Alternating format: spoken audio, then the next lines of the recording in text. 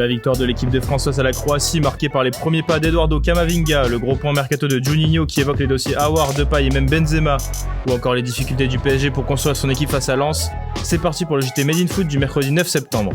Face à la Croatie hier, dans ce qui ressemblait à la revanche de la finale de la Coupe du Monde 2018, la France est une nouvelle fois imposée 4-2. Menée au score au bout d'un quart d'heure par un but de Dejan Lovren, les Bleus, pas vraiment flamboyants en première mi-temps, ont fait la différence en 3 minutes, juste avant le retour au vestiaire. Griezmann d'abord à la 43e minute, puis Martial à la 46e, ont trompé Livakovic pour mettre les Bleus sur orbite. Dans le second acte, les tricolores ont été rejoints au score rapidement à la 55e minute, mais ils ont su se ressaisir. Beaucoup plus tranchant dans cette deuxième mi-temps, les Bleus ont inscrit leur 3e but par Upamecano et le 4e sur penalty, cette fois tiré par Olivier Giroud. Il faut aussi noter la première apparition sous le maillot tricolore d'Eduardo Camavinga. La jeune pépite du Stade Rennais, âgée de seulement 17 ans, a pu montrer tout son talent durant une petite demi-heure. Il s'est rapidement mis en lumière avec une belle frappe captée par Livakovic à la 71e minute.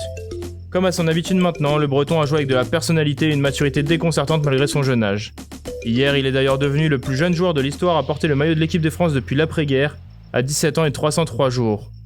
Seul Maurice Gastiger fait mieux avec 17 ans et 128 jours le 7 février 1918. Dayo Upamecano, quant à lui, a inscrit le 3e but français, son premier sous le maillot du coq en 2 sélections. Le défenseur de Leipzig, reconduit dans le 3-5-2 de Didier Deschamps axe droit, a eu besoin de quelques minutes pour entrer dans son match. Au final, il sort une prestation plutôt propre au niveau des statistiques. De son côté, le Portugal est allé chercher son 2e succès en Ligue des Nations en Suède, et les Portugais ont pu compter sur un Cristiano Ronaldo éblouissant pour s'imposer 2-0. Auteur d'un doublé, le premier sur un coup franc pleine lucarne en première mi-temps, et le second sur une frappe enroulée de toute beauté dans le deuxième acte, CR7 a passé la barre mythique des 100 buts en sélection et porte désormais son total à 101 réalisations. Il n'est plus qu'à 8 unités du record d'Ali Daei, 109 buts avec l'Iran. Au Portugal, la presse a évidemment salué la prestation du Portugais qui fait les gros titres des principaux médias aujourd'hui. On passe maintenant au très gros point de Juninho sur le mercato lyonnais.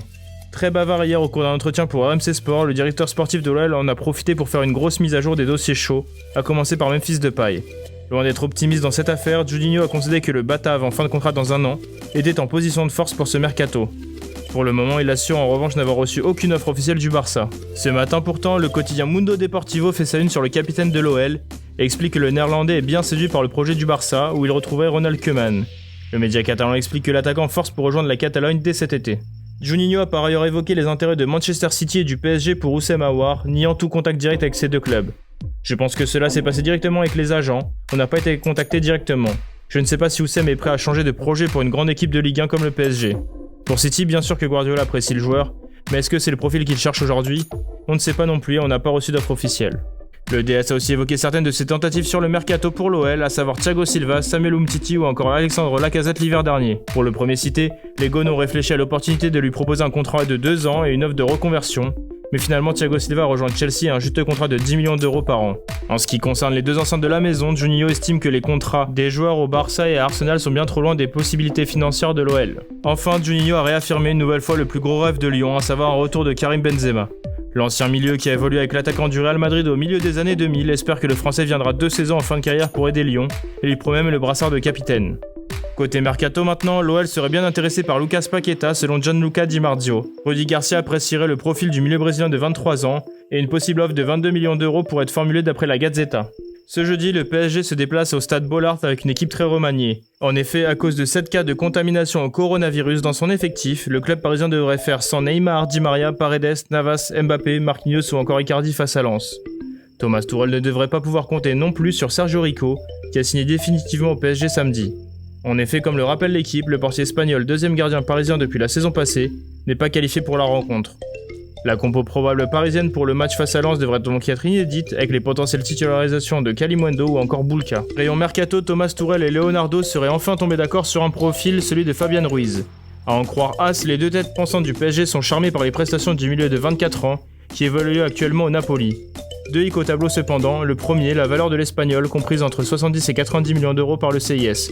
Le second, l'entraîneur de Napoli Gennaro Gattuso considère son milieu de terrain comme intouchable. Au rayon des officialisations maintenant, Abdoulaye Doucouré, 27 ans, a quitté Watford pour Everton hier contre un chèque de plus de 20 millions d'euros. Chez les Toffees, celui qui portera le numéro 16 a paraphé un bail de 3 ans avec une option pour le club pour une 4e saison. De son côté, Angelino reste à Leipzig. Le latéral gauche arrivé en janvier dernier sous la forme d'un prêt en provenance de Manchester City est de nouveau prêté par les Mancuniens.